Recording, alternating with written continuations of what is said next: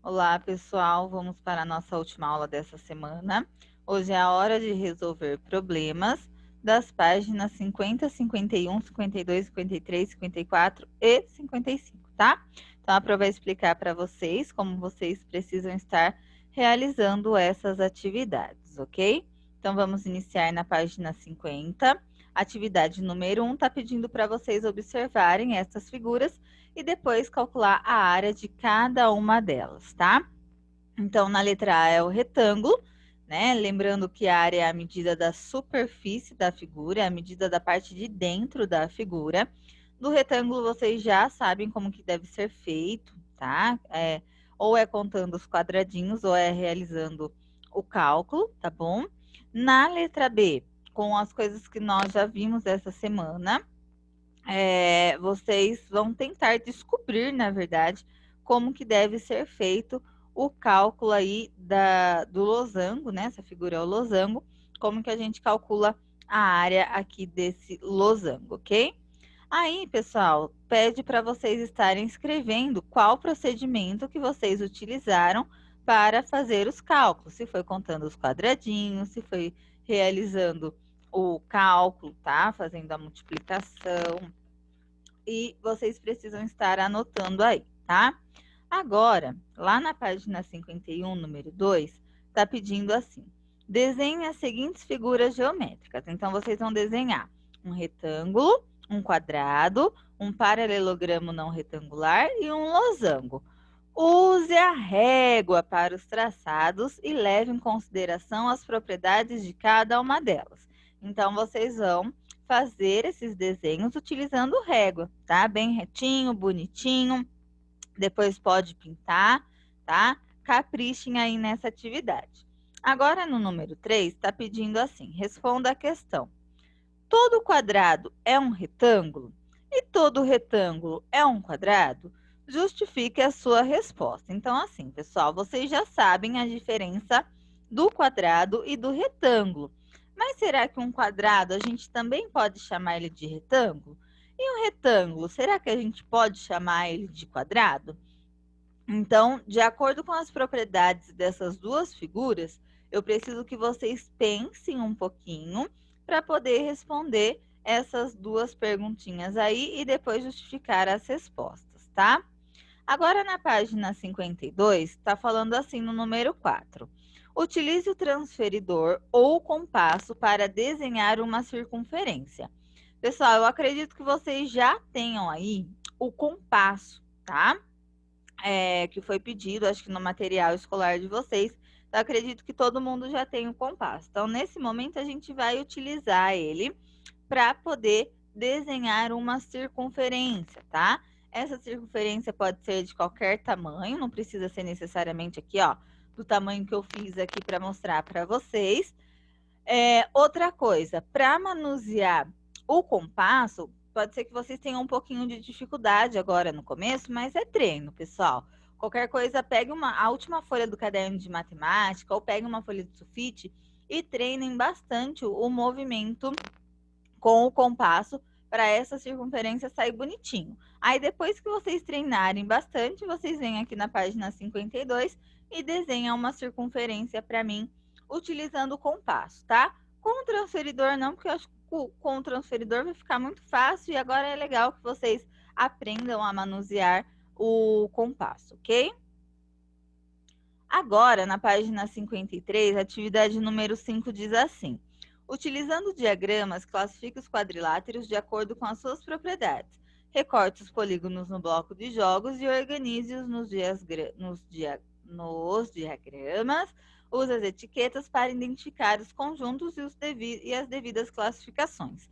Nessa atividade, pessoal, eu vou ajudar vocês um pouquinho, tá? Então, vocês vão lá na página 5 e 6 do bloco de jogos, vai recortar bonitinho todas as figuras que tem aí.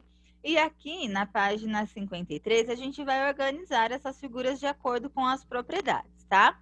Então, primeiro, nas etiquetas, eu quero que vocês coloquem, ó, nessa primeira etiqueta aqui embaixo, paralelogramos, tá? Que nesse meio aqui a gente vai colocar todas as figuras que são paralelogramos. Então, vocês precisam lembrar a definição de paralelogramos, tá? Então, olha só.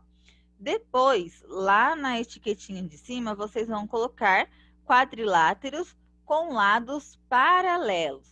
Lados paralelos, tá? É quando os lados não se cruzam, é um do lado do outro, ok? E olha só, eu vou dar alguns exemplos para vocês de paralelogramos, tá? Então, olha só, essa figura é um paralelogramo, essa é outra e essa é outra, tá? Pro, qual a diferença? Pode ser que alguém pergunte, né? Qual a diferença de paralelogramos e quadriláteros com lados paralelos? Observem que os paralelogramos, eles também são quadriláteros, né? Quadriláteros são figuras geométricas que possuem 4 lados. Não necessariamente possui 4 lados iguais. Então, a gente tem aqui o quadrado, né? Que esse sim tem os 4 lados iguais. A gente tem o retângulo, a gente tem o losango e a gente tem o paralelogramo. Paralelogramo, losango. Tá, o que essas figuras têm em comum para elas estarem nesse espaço escrito paralelogramos, tá? Pessoal, o que acontece? A medida dos lados paralelos dessas figuras são iguais, tá? E a medida dos ângulos internos dessas figuras paralelos também são iguais. É isso que vai diferenciar os paralelogramos dos quadriláteros com os lados paralelos. Então, olha só, essa figura, que é chamada de trapézio, também é um quadrilátero, correto? Ela possui 4 lados, mas o que acontece? Ela tem lados paralelos? Tem um lado paralelo só, mas esse outro lado aqui, ó, do lado, se a gente prolongar ela, não vai ter lados paralelos, vai ter lados, vão se cruzar, né? Vão ser concorrentes ou perpendiculares. Mas ela tem aqui um lado paralelo, que é em cima e embaixo. E o que vai acontecer? Ela não tem ângulos iguais, tá? Esse ângulo aqui de baixo, ó, o oposto dele é aqui, não são o mesmo ângulo, por isso que ele não vai entrar no paralelogramo. Paralelogramo, os ângulos opostos, eles possuem a mesma medida.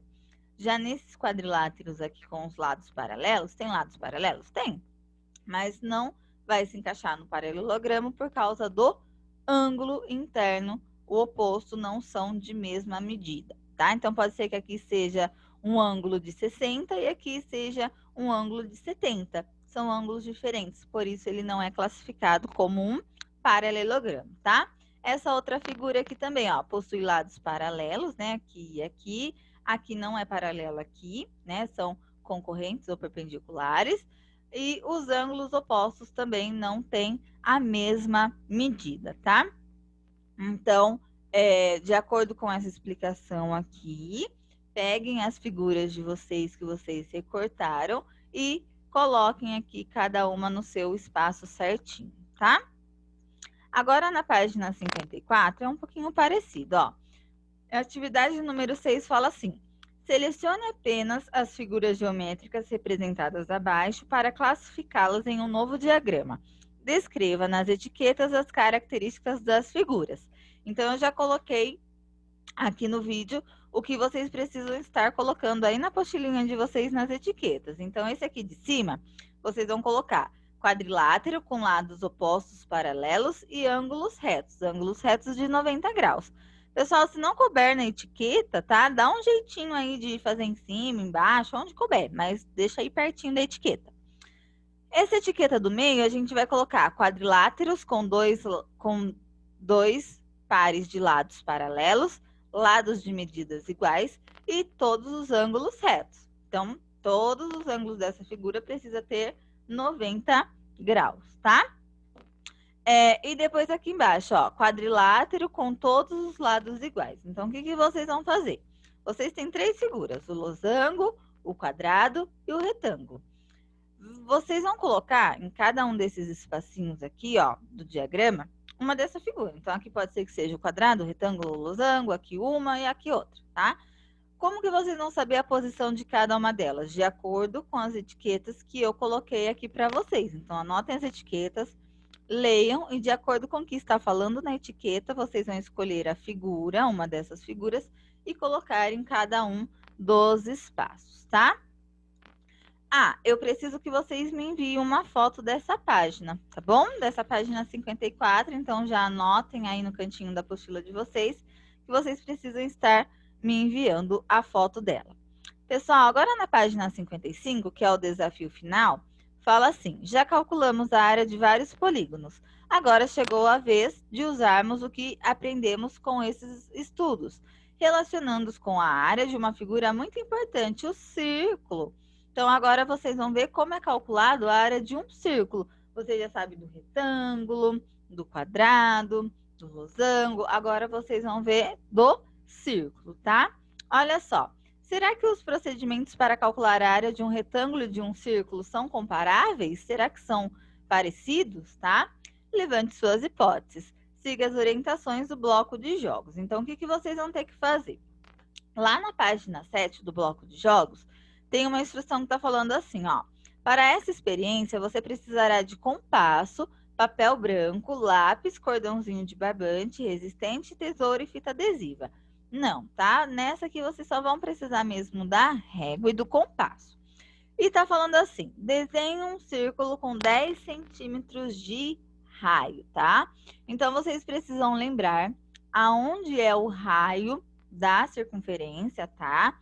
Para vocês lembrarem, fazer a medição, calcular aí na régua 10 centímetros de raio para vocês conseguirem construir essa circunferência, tá? Então, pega o compasso, pega a régua, tenta lembrar aonde que é o raio da circunferência, tá? Qualquer coisa, deem uma olhada aí na... Não sei se vocês vão ter ainda o... Como chama? Glossário de vocês, glossário matemático, tá? Que vocês anotaram lá o nome de cada uma das partes da circunferência. Então, lembrem para vocês conseguirem fazer certinho, tá? Aí, pessoal, o que vocês vão fazer? Lá na página 8 do bloco de jogos, tá pedindo para vocês calcularem a área da circunferência, tá? Então, primeiro tá falando assim, ó, os procedimentos para o cálculo de retângulo e do círculo são comparáveis? Justifique. Então, vocês vão fazer essa análise também. Se para calcular a área do retângulo e do círculo, se são parecidas, tá? Depois, as áreas são iguais? Explique. Então, será que é a mesma área, tá? E o 3. Qual é a área de uma tampa com 10 centímetros de diâmetro, tá? Então, lembra que diâmetro é diferente do raio. E ele está pedindo para vocês calcularem. É o que eu vou mostrar para vocês agora como faz para calcular a área dessa tampa de 10 centímetros. Então, olha só.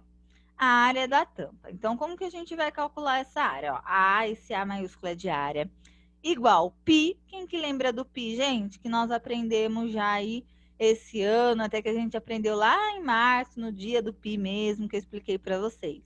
Então, como que a gente vai fazer? Ó, π vezes o raio, vezes o raio de novo. Essa é a fórmula para calcular a área de um círculo. Tá, o π, para quem lembra, ó, o valor do π é de 3,14, tá? O raio de um círculo de diâmetro de 10 centímetros, lembra que o raio é a metade do diâmetro. Então, se o diâmetro é 10, o raio vai ser 5.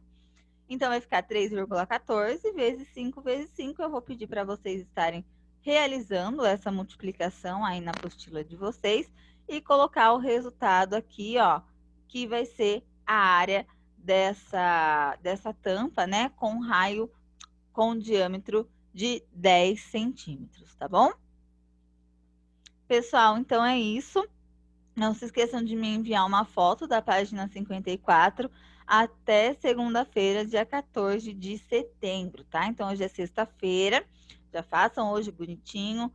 Tentem fazer essas atividades antes da aula online, para a gente já poder tirar as dúvidas na aula online, tá? E para vocês estarem me entregando aí antes de segunda-feira, tá bom? Então, é isso. E até daqui a pouco na nossa aula online, tá bom? Um beijo!